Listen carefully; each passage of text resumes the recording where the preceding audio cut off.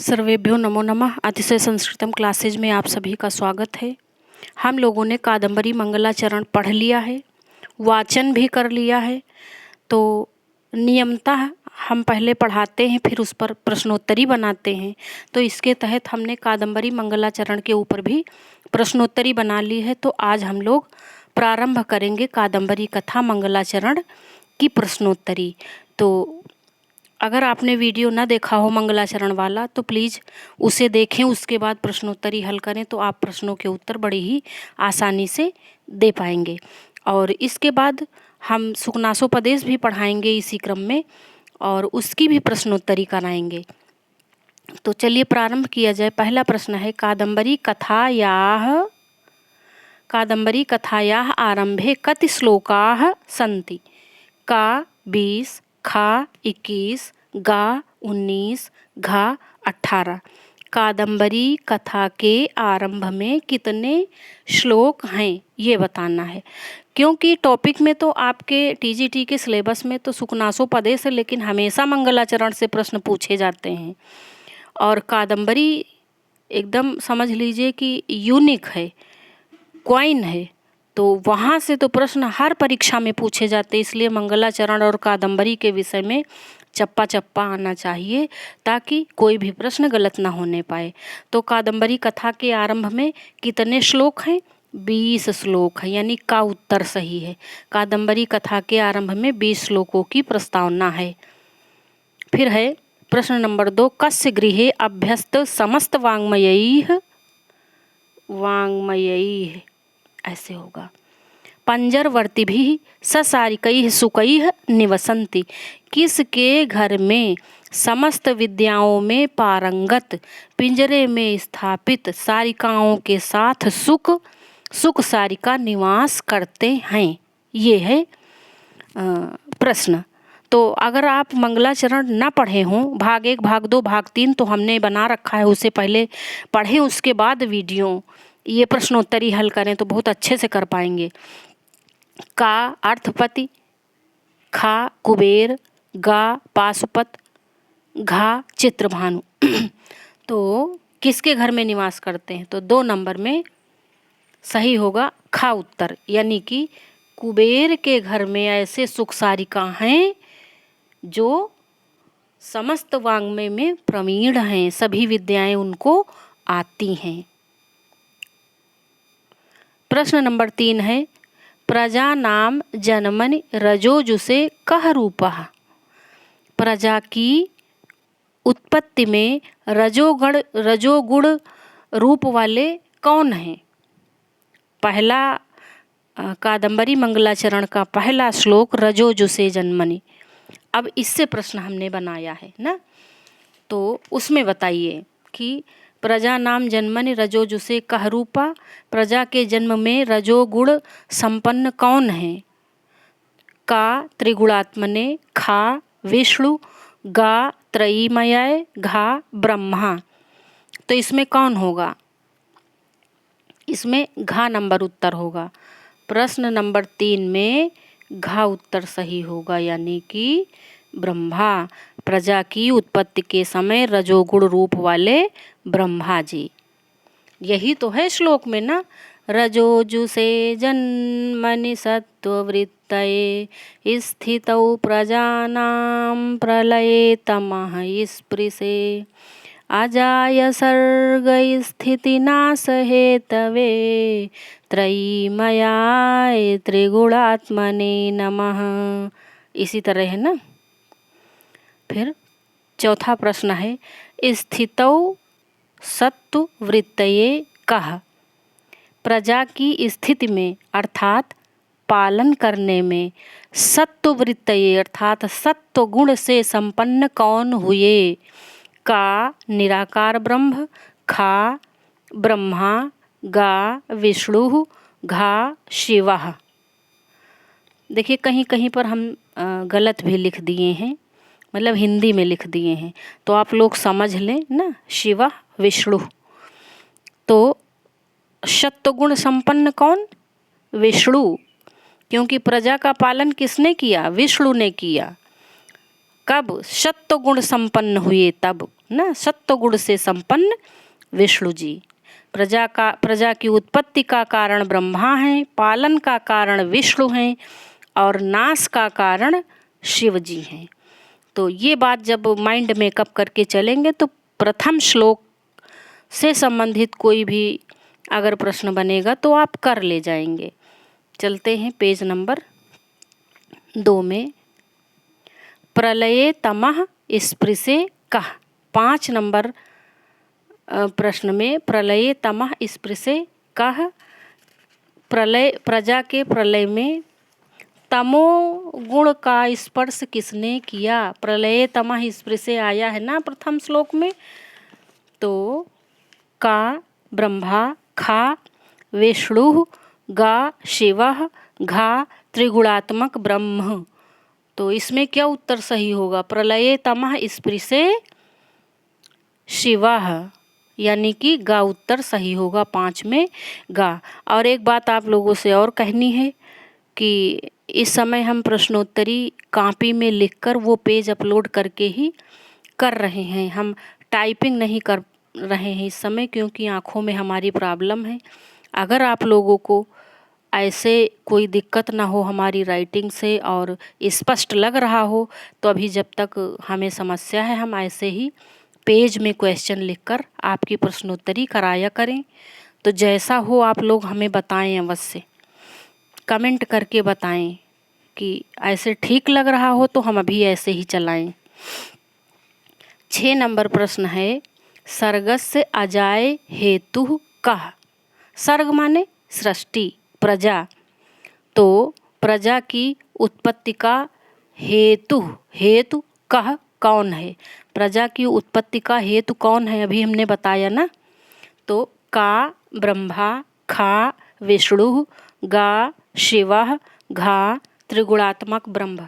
तो प्रजा की उत्पत्ति का कारण, उत्पत्ति के समय रजोगुण संपन्न ब्रह्मा जी, इसलिए पहला उत्तर सही होगा। 6 में का, 6 का सही है। फिर आते हैं हम लोग प्रश्न नंबर 7 पर। समस्त शास्त्र स्मृति बंधुरे मुखे सरस्वती सदा उवास मुखे कस्य। समस्त शास्त्रों के ज्ञाता, जिनके जो समस्त शास्त्रों के ज्ञाता थे और उनके मुख में सरस्वती सदा निवास करती थी। किसके मुख में, ये उत्तर देना है कि किसके मुख में, ऐसा कौन सा मुख था जिसमें सरस्वती निवास करती थी, जो समस्त वाङ्मय जिनके मुख में था अर्थात ज्ञाता थे। तो का नंबर है का कुबेरस्य, खा बाणस्य, गा अर्थपते, घा चित्रभानु। 7 नंबर का उत्तर क्या होगा। तो अगर मंगलाचरण आप ठीक से नहीं पढ़े हैं, विधिवत नहीं पढ़े हैं, तो प्रश्नों के उत्तर नहीं दे पाएंगे और प्रश्न बड़े ही महत्वपूर्ण हैं। तो बताएं क्या होगा। तो इसमें होगा 7 में का उत्तर सही है। का यानी कि कुबेरस्य, कुबेर जो थे वो समस्त शास्त्र स्मृति बंधुरे मुखे कुबेर, और सरस्वती सदा उवास कुबेर ना, कुबेर के लिए ये आया है। कुबेर के मुख में सरस्वती सदा निवास करती थीं। अब अगला है 8 नंबर प्रश्न है, सर्गस्य स्थिति हेतु कः। सर्ग की स्थिति का हेतु कौन है। का शिव, शिवः, खा ब्रह्मा, गा सृष्टि, घा विष्णु। तो सर्ग की यानी कि सृष्टि की स्थिति के हेतु हैं विष्णु, विष्णु हैं। ठीक, यानी घा नंबर सही है, 8 में घा। अगला देखते हैं प्रश्न नंबर 9। 9 नंबर में है, सर्गस्य नाशस्य हेतु कः। सर्ग के यानी कि सृष्टि के नाश का हेतु कौन है। तो का नंबर में त्रिगुणात्मक ब्रह्म, खा देवत्रयी, गा वेदत्रयी, घा शिवा। तो सर्ग के नाश का हेतु कौन है? इसमें भी घा उत्तर सही है, यानी कि शिव। 9 नंबर में शिव उत्तर सही होगा। तो चलिए आगे चलते हैं पेज नंबर 3 पे। प्रश्नोत्तरी कैसी लगी हमें अवश्य बताएं, और ये भी बताएं कि पेज में लिखकर प्रश्नोत्तरी कराने में आप लोगों को कोई असुविधा तो नहीं हो रही है। 10 नंबर का प्रश्न है, बाणासुर मौलि लालिता कह। ये भी किसी की विशेषता है। बाण भट्ट ने कादंबरी के आरंभ में अपने वंश वृक्ष का परिचय दिया है।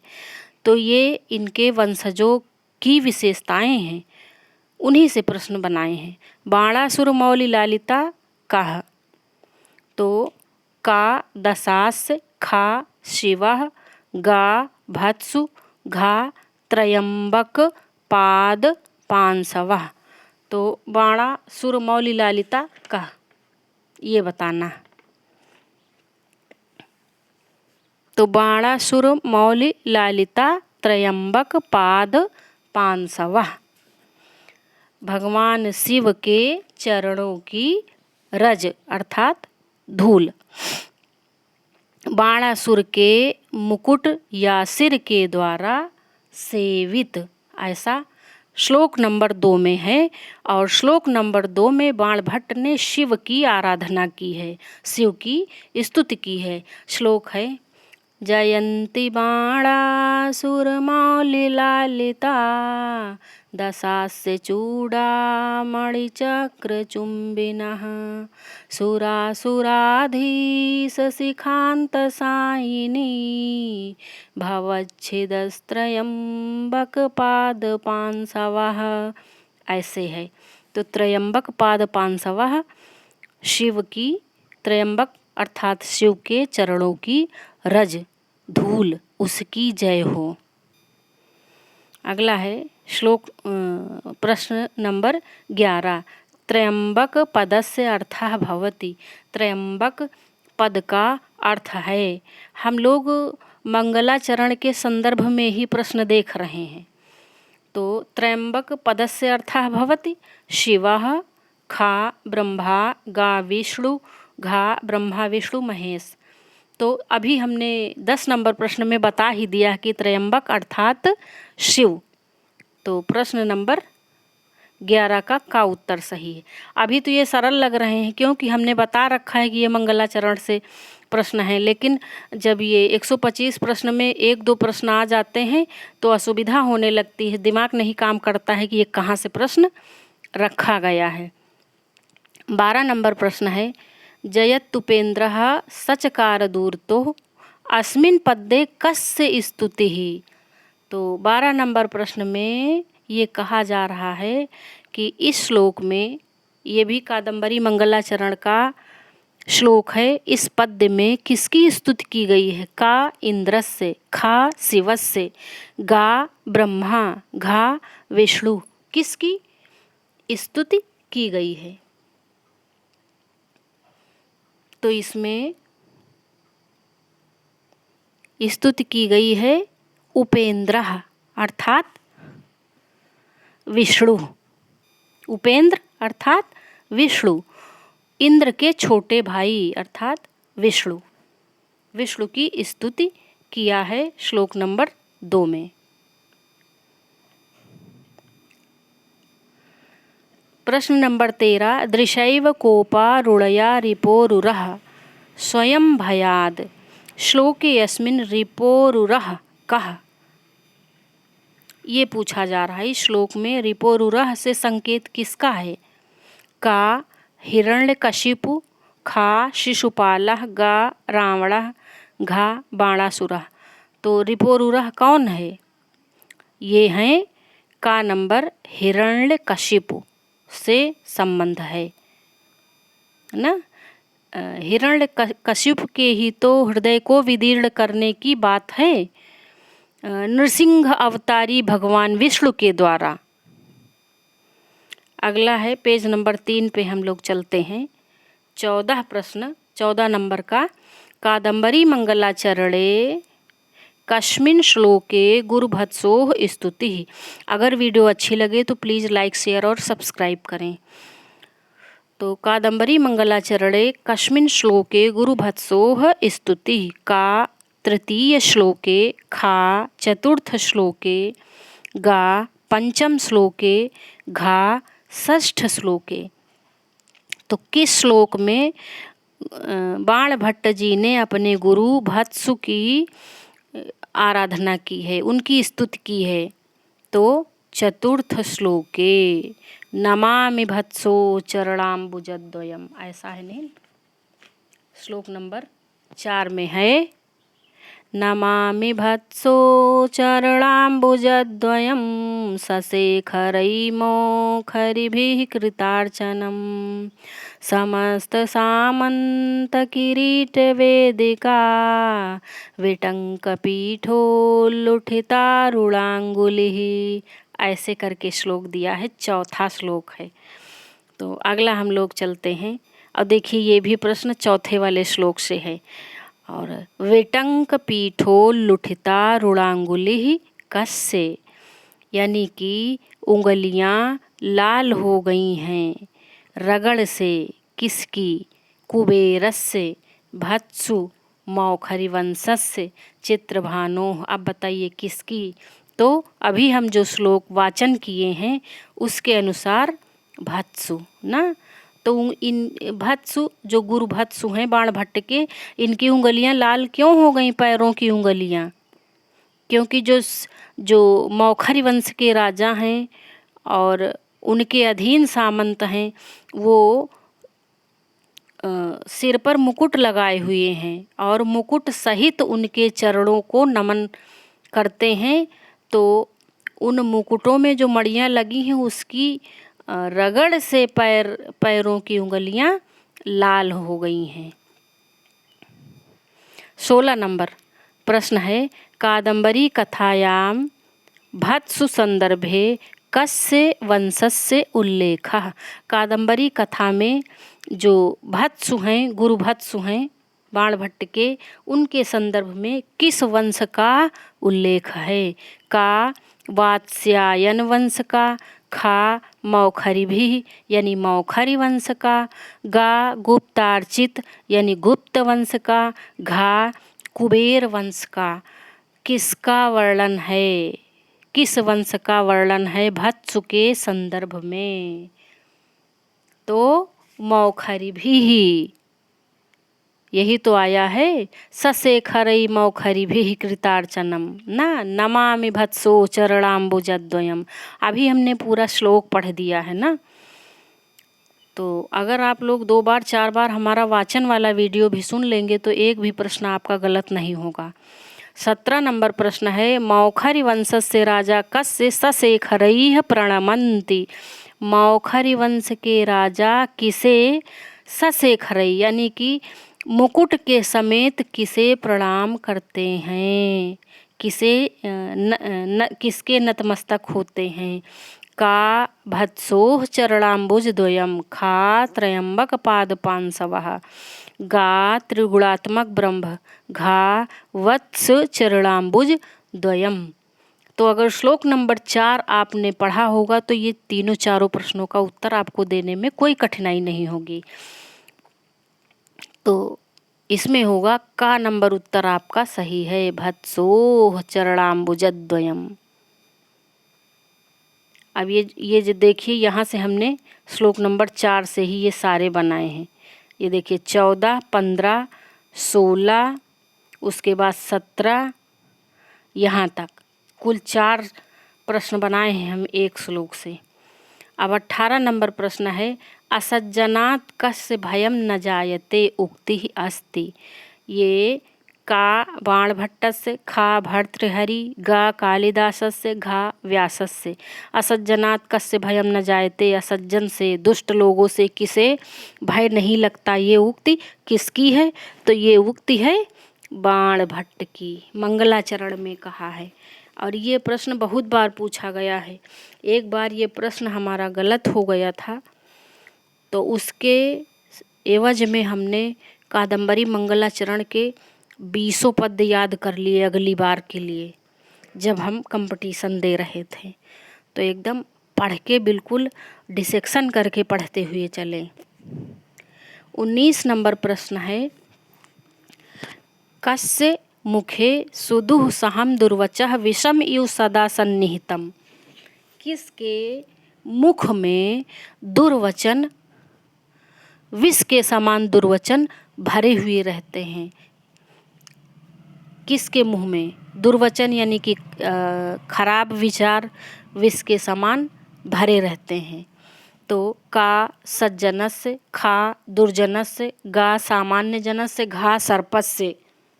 तो इसमें है खा नंबर, यानी कि दुर्जनस्य। और जहाँ पर दुर्जन, सज्जन और दुर्जन स्तुति और निंदा की है बाणभट्ट जी ने मंगलाचरण में, वहाँ से ये श्लोक बनाया है ना। अकारणाविष्कृत वैरदारुणाद् असज्जनात् कस्य भयं न जायते विषम महाहेरिव यस्य दुर्वचः सुदुः सहं सन्निहितं सदा मुखे। ऐसे करके है। तो आप लोग अगर श्लोक वाचन किए रहेंगे तो कोई दिक्कत नहीं रहेगी प्रश्न हल करने में। अगला 20 नंबर का प्रश्न है, हरन्ति संतो मणिनूपुरायु उक्ति कस्य ग्रंथस्य। हरन्ति संतो मणिनूपुरायु उक्ति कस्य ग्रंथस्य। नीति शतक, श्रृंगार शतक, कादम्बरी, महाभारतस्य। तो ये उक्ति है कादम्बरी की। यहाँ पर तो सब कुछ कादम्बरी से ही है, तो उत्तर देने में इस प्रश्न का कोई दिक्कत नहीं है। लेकिन जब 125 क्वेश्चन में ये प्रश्न आएगा तो लगेगा कहीं भर्तृहरि ने तो नहीं कहा नीति शतकम में, क्योंकि उन्होंने भी सज्जन दुर्जन की बात बहुत की है। थोड़ा सा कन्फ्यूजन हो जाता है, इसलिए ध्यान देकर पढ़ें। 21 नंबर प्रश्न है, वात्स्यायन वंश संभवः जगद गीत गुणः सताम अग्रणी कस्य विशेषता।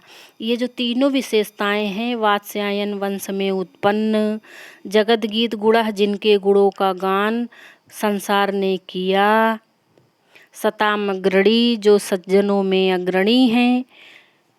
ये विशेषताएं किसकी हैं? का बाणस्य, खा कुबेरस्य, गा अर्थपते, घा गुरुभत्सु। तो बताइए ये विशेषता किसकी है? और इससे संबंधित श्लोक है, बभूव वात्स्यायन वंश संभवो द्विजो जगद्गीत गुणो अग्रणी सताम अनेक गुप्तार्चित पाद पंकजः कुबेर नामांसैव स्वयंभुवः। तो क्या आया? कुबेर नामांस, यानी कि खा उत्तर सही होगा। ठीक, यानी ये सारी विशेषताएं कुबेर की हैं यहाँ पर ना, क्योंकि भाई वात्स्यायन वंश में तो बाणभट्ट भी हैं, लेकिन जगत गीत गुणः बाणभट्ट के लिए नहीं आया है, अर्थपति के लिए नहीं आया है। सताम अग्रणी ये अर्थपति के लिए नहीं आया, बाणभट्ट के लिए नहीं आया, गुरुभत्स के लिए नहीं आया। केवल इतने विशेषण, इतनी विशेषताएं कुबेर के लिए आई हैं, इसलिए कुबेर ही उत्तर सही होगा। और अब है 22 नंबर और अंतिम प्रश्न, अनेक गुप्तार्चित पाद पंकजः कस्य। मतलब कि अनेक गुप्तार्चित, अनेक गुप्त राजाओं के द्वारा अर्चित, अर्चनीय पाद पंकज किसके? पाद पंकज कमल रूपी चरण किसके हैं? का बाणस्य, खा गुरुभत्सु, गा अर्थपते, घा कुबेरस्य। तो 22 नंबर में क्या होगा? अभी तो हम पढ़े हैं ना, अनेक गुप्तार्चित पाद पंकजः कुबेर नामांस इव स्वयंभुवः। तो कुबेरस्य, इसमें भी कुबेर सही होगा। 22 नंबर का घा कुबेरस्य, कुबेर के अनेक गुप्त राजा कुबेर के चरणों की अर्चना करते थे, पूजा करते थे। और मौखरी वंश के राजा गुरु भत्सु की स्तुति करते थे। तो आज की प्रश्नोत्तरी कैसी लगी हमें अवश्य बताएं। लाइक, शेयर और सब्सक्राइब करें और अपने दोस्तों को भी बताएं। और जो चीज़ें ना समझ में आई हों उनके लिए भी आप लोग कमेंट करें। और हाँ, ये बात अवश्य बताएं कि कॉपी में लिखकर हम जो पढ़ाते हैं तो उससे आपको कोई असुविधा तो नहीं होती है। हमें अवश्य बताएं। आज यहीं तक, धन्यवाद।